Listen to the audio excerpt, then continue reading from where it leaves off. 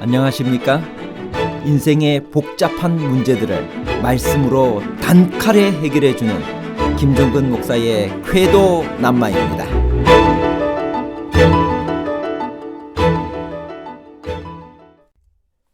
나오미는 그의 두 아들이 죽자 외며느리들에게 아버지의 집이 아니라 어머니의 집으로 돌아가라고 했나요? 나오미가 며느리들에게 그들의 어머니 집으로 돌아가라고 한 것은 그 지역이 모계 사회였기 때문인가요? 아니면 친정으로 돌아가서 어머니들에게서 쉼과 사랑을 받으라는 뜻인가요? 모계 사회와 어머니의 쉼과 사랑에 관한 복잡한 문제를 하나님 말씀의 가르침으로 명쾌하게 해결해 드리겠습니다. 룻기 1장의 사건이 일어난 것은 언제였나요? 사사시대의 사회상과 삶은 어떠했나요? 룻기 1장 1절 사사들이 치리하던 때 그 땅에 흉년이 드니라. 유다 베들레헴의 한 사람이 그의 아내와 두 아들을 데리고 모압 지방에 가서 거류하였는데, 사사들이 치리하던 때라는 말은 두 가지를 암시하고 있습니다. 하나는 룻의 이야기가 꾸며낸 이야기가 아니고 역사적 사건이라는 것을 말해주고 있습니다. 또 하나는 룻 이야기가 사사시대에 일어난 사건이란 역사적 배경을 제공하고 있습니다. 사사시대는 여호수아가 죽은 후 초대왕 사울이 등장할 때까지 약 350년 동안의 기간을 말합니다. 어떤 학자들은 엘리멜렉 가족이 기근 때문에 베들레헴을 떠났다면 그때는 미디안의 침략을 받아 이스라엘에 심각한 궁핍함이 있었던 기드온 시대였을 것이라고 생각합니다. 엘리멜렉 가족은 모압 땅에 오래 거주할 생각은 없었을 것입니다. 기근이 끝나면 곧 돌아오려고 했지만 엘리멜렉의 죽음과 아들들의 결혼으로 귀향이 늦어졌습니다. 나오미의 가족은 누구인가요? 이 모압 땅에 거주한 10년 동안에 그들에게 무슨 일이 생겼나요? 그 불행의 원인이 무엇일까요? 룻기 1장 3절에서 5절입니다. 나오미의 남편 엘리멜렉이 죽고 나오미와 그의 두 아들이 남았으며 그들은 모압 여자 중에서 그들의 아내를 맞이하였는데 하나의 이름은 오르바요 하나의 이름은 룻이더라. 그들이 거기에 거주한 지 10년쯤에 말론과 기론 두 사람이 다 죽고 그 여인은 두 아들과 남편의 뒤에 남았더라. 남편 엘리멜렉은 나의 하나님은 왕이시다라는 의미로 그가 경건한 집안 출신이라는 것을 말해주고 있습니다. 나오미는 나의 기쁨 혹은 감미로운 자라는 뜻으로 후에 나오미는 베들레헴 사람들에게 자기를 나오미라고 부르지 말고 그 반대의 뜻인 마라로 불러달라고 말합니다. 나오미가 남편과 아들 둘 다 죽는 고통을 겪은 것은 하나님께서 내리신 벌이 아니라 세상 죄악에서 당하는 고통이라는 것으로 보아야 합니다. 하나님께서 주신 기업을 떠나 이방 지역에서 겪어야 되는 긴장과 스트레스가 그들의 수명을 단축시켰을 것입니다. 나오미는 왜 며느리들에게 그들의 어머니 집으로 돌아가라고 했나요? 나오미는 베들레헴으로 돌아가기로 결심한 후에 자기와 함께 살고 있는 두 며느리에게 무엇이라고 권했나요? 두 사람의 결정은 무엇이었나요? 룻기 1장 8절에서 9절입니다. 나오미가 두 며느리에게 이르되 너희는 각기 너희 어머니의 집으로 돌아가라. 너희가 죽은 자들과 나를 선대한 것 같이 여호와께서 너희를 선대하시기를 원하며 여호와께서 너희에게 허락하사 각기 남편의 집에서 위로를 받게 하시기를 원하노라 하고 그들에게 입맞춤에 그들이 소리를 높여 울며 룻기 1장 17절 18절 어머니께서 죽으시는 곳에서 나도 죽어 거기 묻힐 것이라. 만일 내가 죽는 일 외에 어머니를 떠나면 여호와께서 내게 벌을 내리시고 더 내리시기를 원하나이다 하는지라. 나오미가 룻이 자기와 함께 가기로 굳게 결심한 것을 보고 그에게 말하기를 그치니라. 룻기는 세 여인의 비극적인 사연으로 시작됩니다. 등장인물은 나오미, 룻, 그리고 그녀의 동서 오르바입니다. 나오미의 남편 엘리멜렉이 죽었습니다. 여기까지는 많은 여인들이 겪는 일입니다. 다행히 그녀에게는 두 아들 말론과 기론이 있었습니다. 남편이 죽은 다음에 나오미는 두 아들을 연이어 결혼시킵니다. 대를 이어야 하기 때문입니다. 며느리는 모두 모압 여인들이었습니다.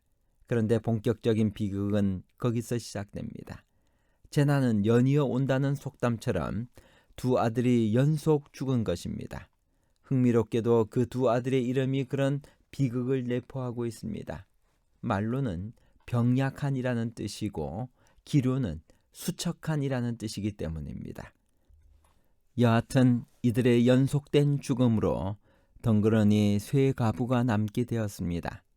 더 심각한 문제는 두 아들 모두 아들을 남기지 않고 죽은 것이었습니다. 만일 형제 중 하나가 죽고 한 사람은 살아 있었다면 그가 형사 취수법에 의한 계대 결혼으로 형제의 아들을 낳아 주었을 것입니다. 그러나 형제가 모두 자식 없이 죽었습니다. 이런 상황에서 세 여인에게 양식 문제가 닥친 것입니다. 당장 먹고 사는 문제가 생긴 것입니다. 그때 나오미의 고향 베들레헴에 양식이 있다는 소식이 들려왔습니다. 이에 나오미는 두 며느리를 이끌고 길을 나섰습니다. 길을 가면서 세 여인은 말없이 각자 심각한 고민을 했을 것입니다. 드디어 나오미가 결연한 표정으로 입을 엽니다. 너희는 각기 너희 어머니의 집으로 돌아가라.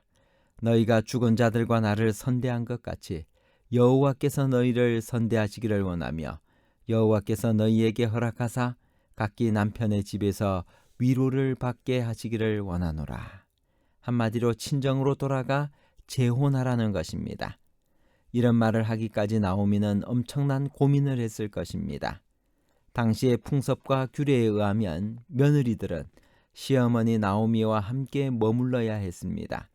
그러나 나오미로서는 아무리 생각해도 젊은 두 자부에게 고향과 친구들을 떠나 남편도 없는 타향에 가서 살게 하는 것은 그들에게 너무 큰 희생이 될 것이었습니다. 그들에 대한 애정과 동정이 가득 찬 나오미가 드디어 그들을 돌려보내기로 결심한 것입니다. 자기에게 잘한 너무나 착한 며느리들이기에 더욱 그런 마음이 들었을 것입니다. 그런데 나오미의 말 중에 풀어야 할 표현들이 있습니다. 우선 그녀는 왜 며느리들에게 아버지의 집이 아니라 어머니의 집으로 돌아가라고 했을까요? 그것이 당시에 그 지역이 북의 사회가 아니라 목의 사회였음을 나타내나요? 그렇지 않습니다. 이 시대의 한 가정은 모두 아버지의 집으로 표현되었습니다. 그럼에도 나오미가 그렇게 말한 것은 우선 당시 고대 근동 사회에서는 딸에 관한 문제들은 어미의 영역에 속했기 때문일 수 있습니다. 그러나 나오미의 더 깊은 동기는 그런 관습을 넘어 두 며느리의 친정 어머니들을 생각했기 때문입니다. 친정으로 돌아가서 어머니들에게서 쉼과 사랑을 받으라는 뜻입니다. 며느리들을 딸처럼 생각한 나오미의 속 깊은 표현인 것입니다. 이어서 나오는 며느리들에게 여호와께서 너희에게 허락하사 각기 남편의 집에서 위로를 받게 하시기를 원하노라고 했습니다. 이 말은 친정 어머니 품에서 쉼을 얻은 다음에 마침내는 각기 남편의 집, 즉 각자의 가정을 꾸미라는 것입니다. 여기 위로라고 번역된 메누하는 유대 여인들이 결혼을 통해 얻는 안식을 의미합니다. 그래서 쉬운 성경은 이 구절을 여호와께서 너희에게 새 남편과 새 가정을 주시기를 바란다라고 번역했습니다. 며느리들에게 재혼하기를 권한다는 것이 무엇을 의미하나요? 그것은 이때 나오미가 남편과 자식들의 대있기를 포기하였음을 의미하는 것입니다. 그것은 친정으로 돌아가지 않겠다는 며느리들을 설득하는 나오미의 이어지는 말 속에서 더욱 분명해집니다. 그녀는 자신은 나이가 늙어 이미 임신이 되지 않으며 설사 그렇다 하더라도 자기가 낳을 아이가 자라기까지는 기다릴 수 없다고 말합니다. 그러면서 나는 너희로 말미암아 더욱 마음이 아프도다라고 말했습니다. 나오미는 젊은 며느리들의 새 인생을 위해 그 시대 최고의 가치인 계대의 권리와 의무까지 포기한 것입니다. 그녀는 시대를 초월한 참으로 좋은 시어머니였습니다. 두 여인의 결정에 따라 그들의 운명은 갈렸습니다. 모압에 남기로 결정한 오르바는 세상적으로나 상식적으로 생각할 때 현명한 결정을 했지만 그 뒤 어떻게 살았으며 어떻게 되었는지 우리는 그 소식을 모릅니다. 아마도 모압의 한 평범한 여인으로 살았을 것입니다. 그에 비하여 룻은 상식적으로는 어리석은 결정을 했지만 하나님에게서 피난처를 구한 그의 삶은 돋는 햇볕같이 점점 광명해져 그 후손 중에서 다윗 왕이 태어나고 마침내 예수님의 조상이 되는 영광을 누리게 되었습니다. 룻의 고백은 모든 헌신에 대한 묘사 중에서 최고의 자리를 차지합니다. 결론입니다. 첫 번째, 사사들이 치리하던 때라는 말은 룻의 이야기가 꾸며낸 이야기가 아니고 역사적 사실이라는 것을 말해주고 있습니다. 둘째, 남편 엘리멜렉은 나의 하나님은 왕이시다라는 의미이며 나오미는 나의 기쁨 혹은 감미로운 자라는 뜻이고 만료는 병약한이란 뜻이고 기료는 수척한이라는 뜻입니다. 세 번째, 나오미가 며느리들에게 그들의 어머니 집으로 돌아가라고 한 것은 그 지역이 모계 사회였기 때문이 아니라 친정으로 돌아가서 어머니들에게서 쉼과 사랑을 받으라는 뜻입니다. 감사합니다.